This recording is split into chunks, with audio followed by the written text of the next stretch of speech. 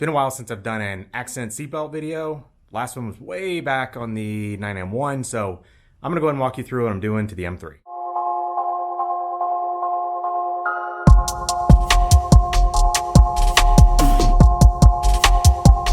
All right guys, so I've got the whole interior out of the car, separate episode on the actual interior swap, but I decided since I have everything out, especially the rear deck, it's super accessible to get the seatbelts out. I was gonna wait to have those re-webbed until I got this whole interior sorted and all that, but might as well go ahead and take them out now, get them shipped. It's gonna take me probably the better part of a few days to get this interior reinstalled, the new Cinnamon.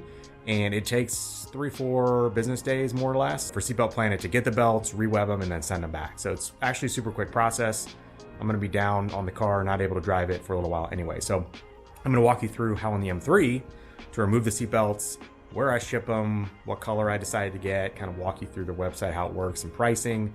That way, if you're thinking about doing accent colored belts and something custom on your M3, which is a modification that, as you guys know on the channel, I really, really love to do, this will give you a guide to how to do it. So let's go ahead and get started. Okay, so obviously you've got two belts. You've got the front belt here, which is inside of this center pillar. You've got the rear belts, which come out of here. Now, I have the whole car apart, as you can see, and this will tell you why I decided to go ahead and do this. As you can see, the mechanism, the retractor mechanism for the rear belts, is underneath the rear deck or package shelf, whatever you want to call this piece. And this is a super hard piece to get out. It is really finicky. It's a lot of screws and bolts. It's a very tight area. So while I have this out doing the Cinnamon swap, I said there's no way I want to do that twice. So I'm going to show you what you need to do to remove the rear belts. Then I'll show you how to get out the front belts. This is one of the easiest mods I think that's out there. Probably, my opinion, one that more people should do just to add some personality to their car. I think a lot of people are intimidated because of, I don't know, like airbag deploying, airbag warnings. They think the mechanism is like super complicated. I don't know. But anyway, it's super simple. Obviously, before I did this project, I disconnected the battery. I let it sit for 30 minutes. That will be sure you don't have any kind of issues with airbag sensors or lights or things like that when you pull these. But there's one here, one here. I've already pulled this one, but I'll walk you through where to take the bolts out for this one. So you've got two bolts on this. One is going to be back here, okay? Just at the very rear of this. It actually holds this entire retractor mechanism in place. The rest of that is just the bracket sliding into different grooves and openings. So there's only one there. And then there is one down here, which I've already detached, but you can see it right here. So that just screws in. There's no washer. There's no standoff. Very simple, obviously. So this piece was down here just like this, and basically just unscrewed that and brought this up. So I always put these back where I found them, okay? Just screw them back in. You know, it doesn't need to be tightened down, but that way you never lose those bolts. So we're gonna go ahead and get this one out, and then we'll be able to take out this whole piece. So this is kind of the easy one once you get this shelf off. For this, you're gonna use a T50, okay? So this is the only bit that you need to do the rear seat belts. And in this case, I'm using this ratchet here.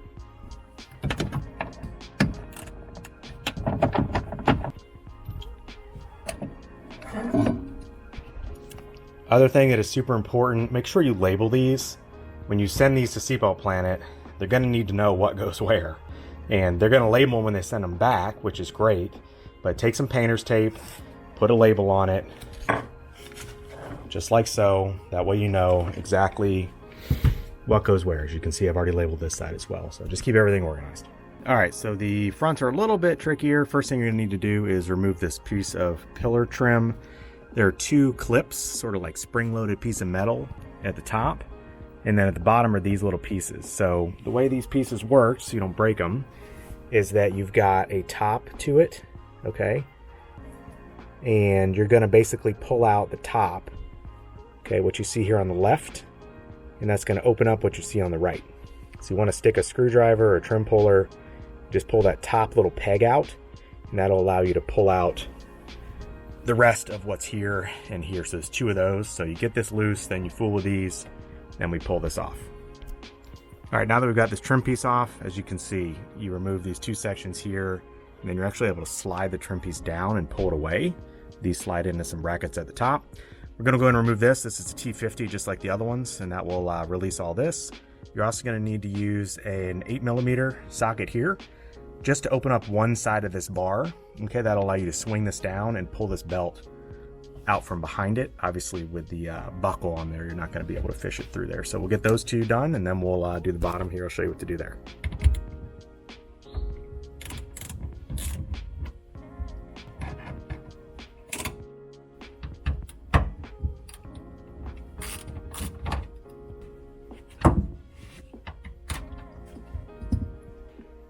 All right, so to get the bottom, what you're going to do is pull back this carpet if this happens to be in the way. This is a 7mm. You're going to need to remove this threaded screw to get this piece of styrofoam out of the way. That will give you access to another T50 bolt here in the back, which will allow you to pull this mechanism out, and then you'll be able to take off this little piece of foam. I'm just going to nestle that back in there so I know that that goes back around the assembly and the belt when we get done.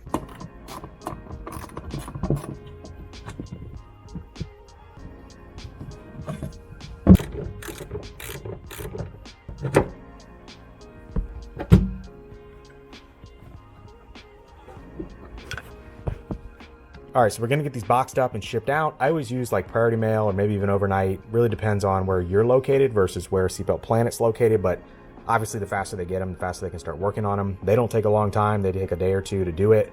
Then they send it back super quick, like overnight or priority. So when we get them back, we'll get them installed, and then we'll wrap this episode up.